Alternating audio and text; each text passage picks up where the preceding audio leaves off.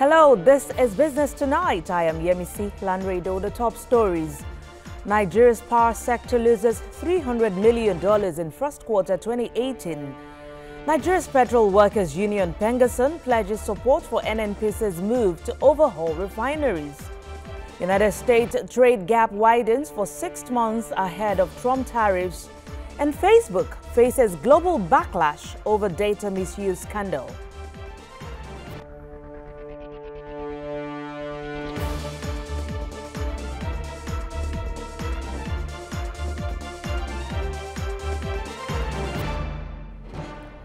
Data from the Nigerian electricity supply industry shows the power sector lost about 108 billion naira, that's about $300 million, during the first 3 months this year.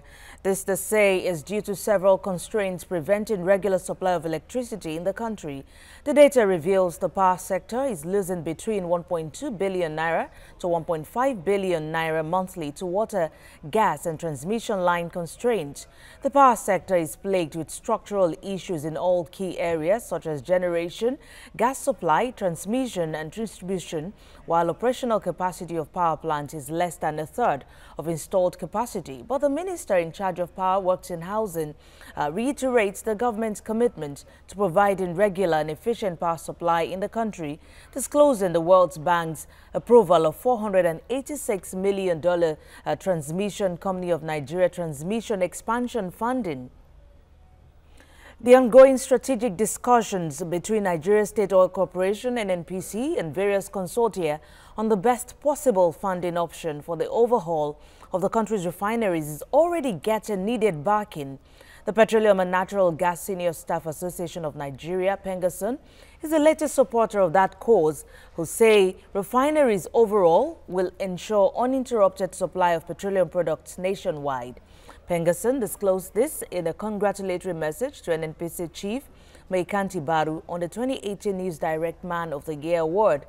Pengason acknowledged NNPC's move at resuscitating other critical downstream infrastructure geared towards curbing fuel scarcity in the country.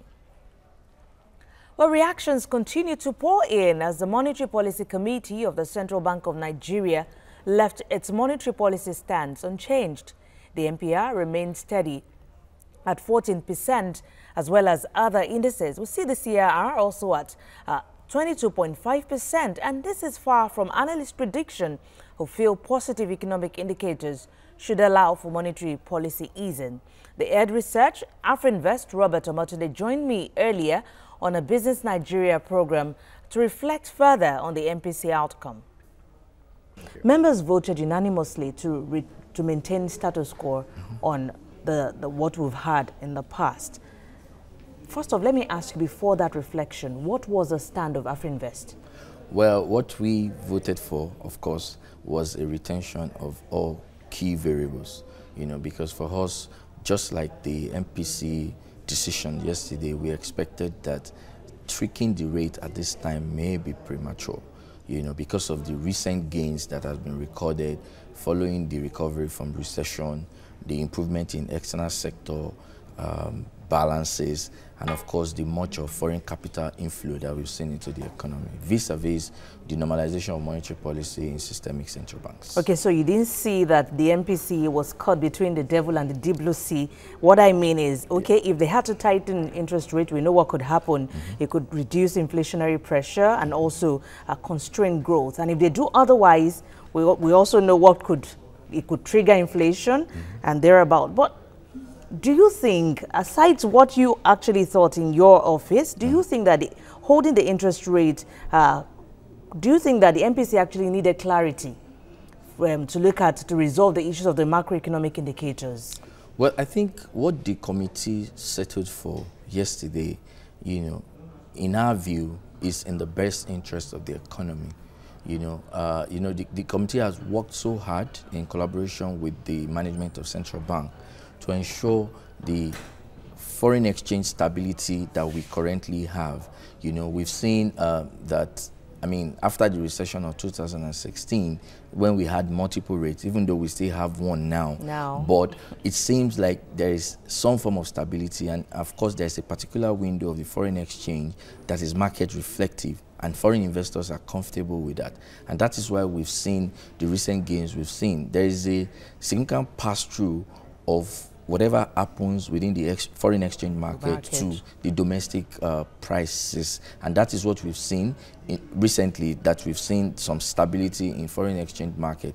It has actually paid off on inflation. Inflation has been on a gradual decline. Currently it's at 14.3%. But we would say that's the headline inflation. Well, it's the headline inflation because if you look at the composition of inflation in Nigeria, about 50% of it is made up of food.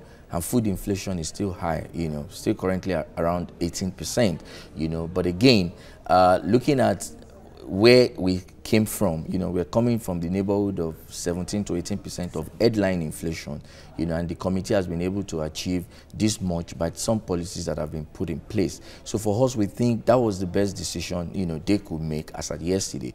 Because like you said, if they've decided to loosen monetary policy, as many people clamored for, what you will have seen is that it may be positive on growth, but the inflationary pressures that will come with it, would also be something to worry about. And if they decided to tighten, it will be constraining growth, which everybody is, advocating for the monetary policy to continue to stimulate. Yeah. Okay, and that could also increase the pressure on exchange rate if they had to reduce the interest rate. Of course, because because if they reduce interest rate, what is going to happen is, you've seen, like I mentioned earlier, most of the systemic central banks are hiking rates. We saw that at the last meeting of Jeremy Powell, we just resumed as Fed chairman. You saw that there was an increase in the policy rates. They've moved it and it's now within the band of 1.5 to 1.75. And he's even said that there will be 3 additional increases before the end of the year.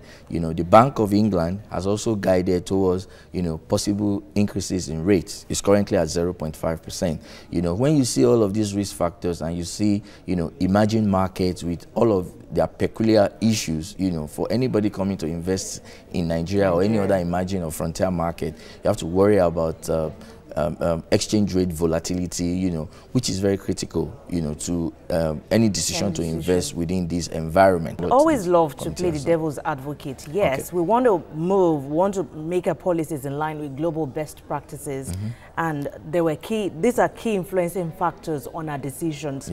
Global economic development, as we said earlier. But looking at this era, for example, the U.S. is talking about, or is looking towards protectionism. And asking many African countries, many emerging economies to look inward. If we're going to do away with some of those things, where do you think it will place countries like Nigeria? Well, I think in the light of the developments, especially in the U.S.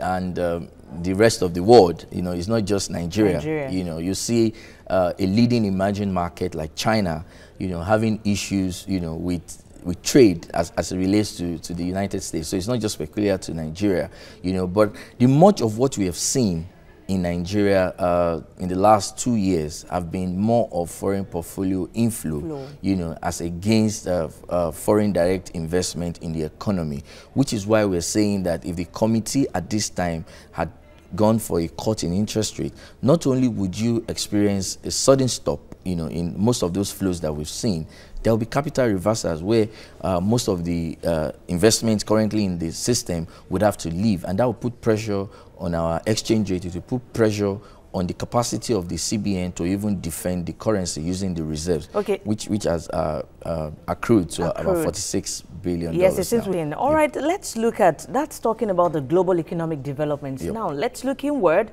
The NBS reported that there was growth in GDP, that's in the Q4 2017 at 1.92%.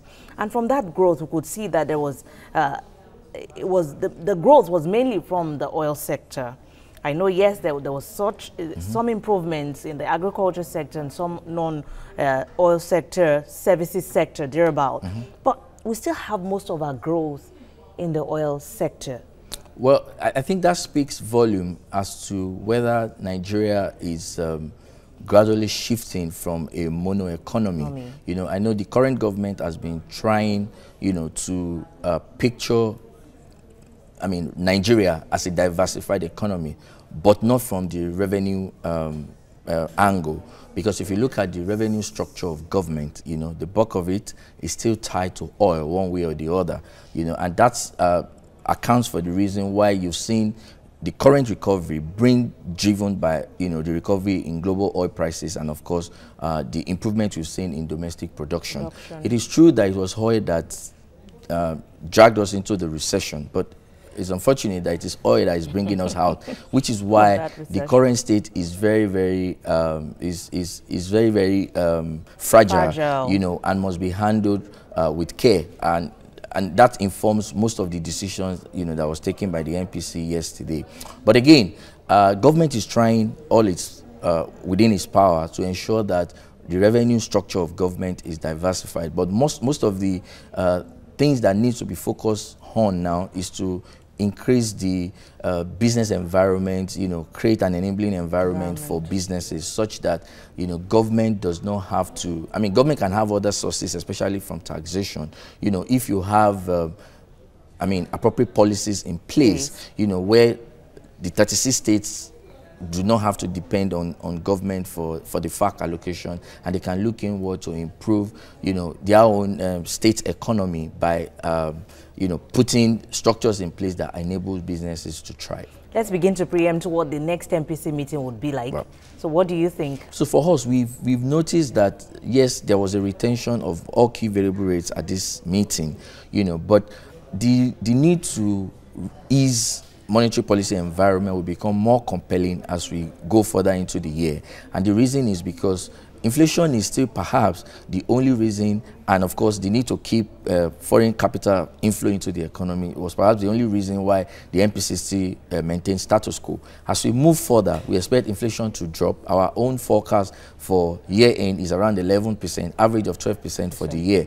That may justify the reason for a reduction as we move towards the second half of the year. Well, after the break on Business Tonight, Vice President YEMI OSINBAJO is asking young innovators to rise up. We'll bring you details shortly.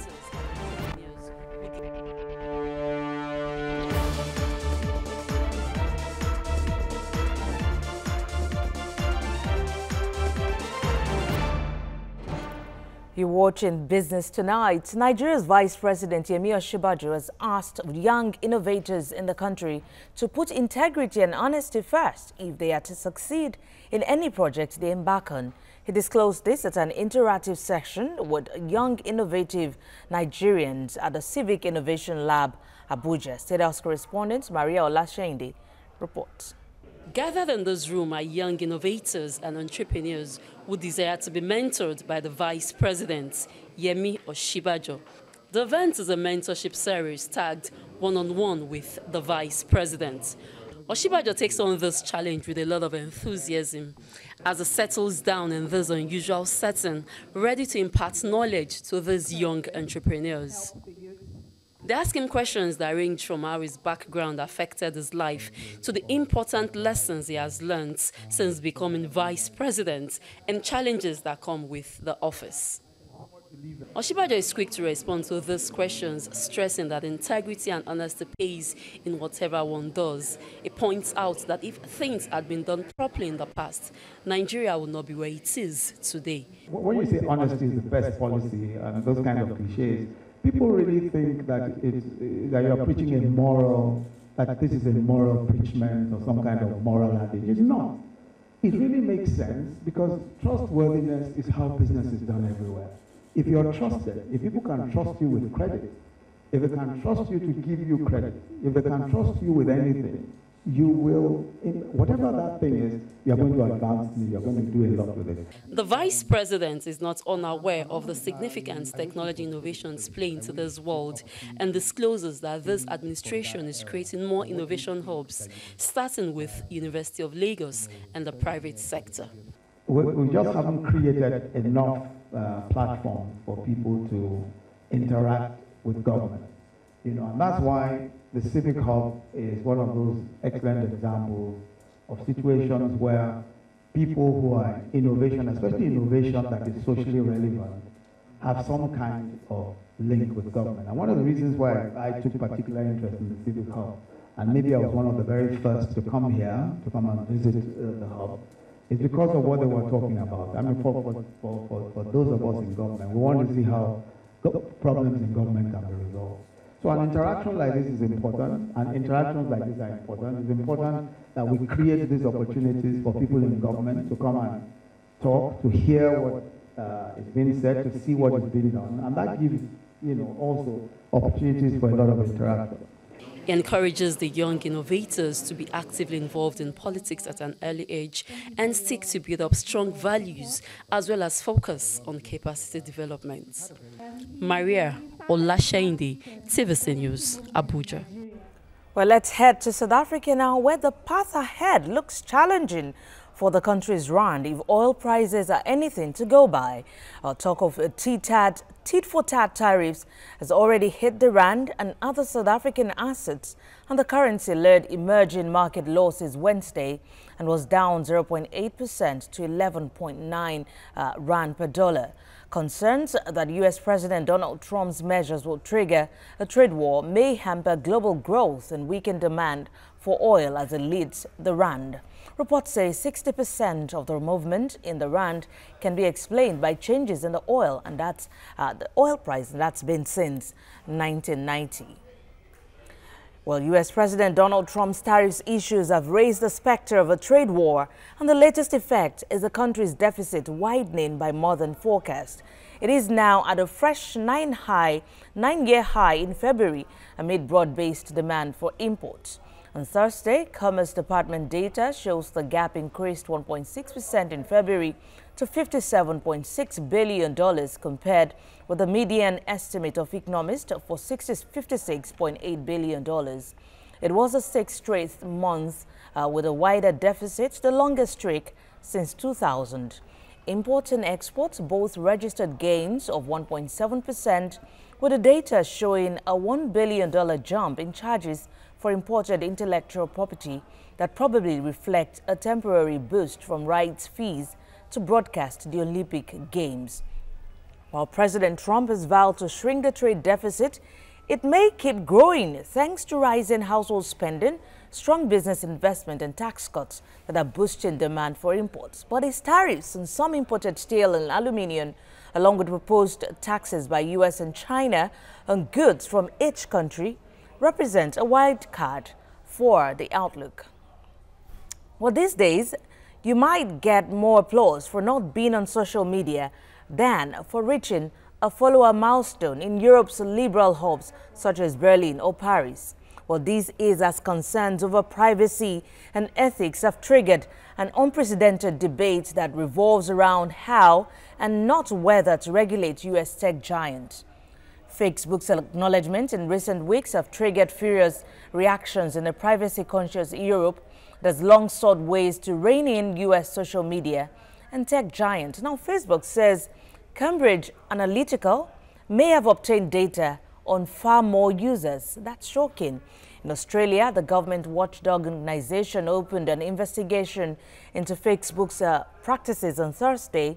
And in India, where over 500,000 users are estimated to be affected, the allegations have resulted in a governmental request to both parties for more detailed information.